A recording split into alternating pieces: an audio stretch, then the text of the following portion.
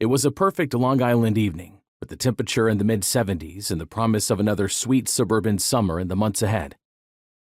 Little Victor Orena walked into the warm night air on June 20th, 1991, after sharing dinner with a friend inside Stella's restaurant, a popular spot among local mafiosi. He climbed inside his two-door Mercedes convertible and started the engine. A set of rosary beads hung from his rearview mirror, a gift from his deeply religious wife's pilgrimage to the tiny village of Medjugorje in Bosnia and Herzegovina, a site where true believers first reported witnessing visions of the Virgin Mary a decade earlier.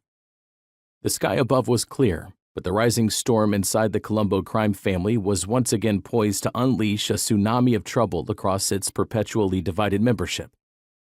Orena lit a cigarette with his solid gold lighter and popped his soundtrack from Broadway's The Phantom of the Opera into the car's tape player before heading out.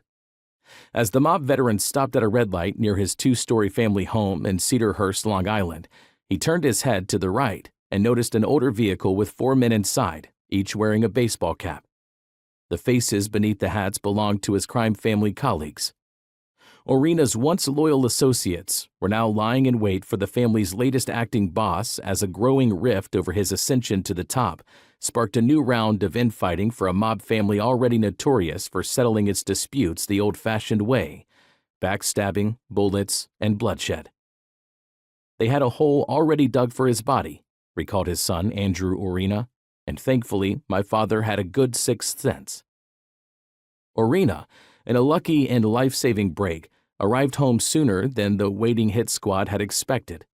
Little Vic identified one of the would-be killers as his longtime friend and recently promoted family consigliere, Carmine the Shadow Sessa. The would-be assassin had earned his nickname from the Orena sons, who noted Sessa seemed to appear out of nowhere, way before his shadow, said Andrew. The failed scheme was both business and personal.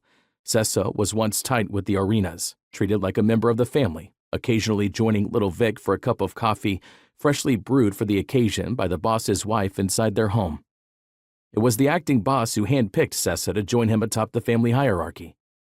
But Sessa's was not the only betrayal. The Orenas had shared a long and lucrative alliance with the power behind the hit, the legendary and longtime boss Carmine Persico, Jr. to his allies, the Snake to his haters.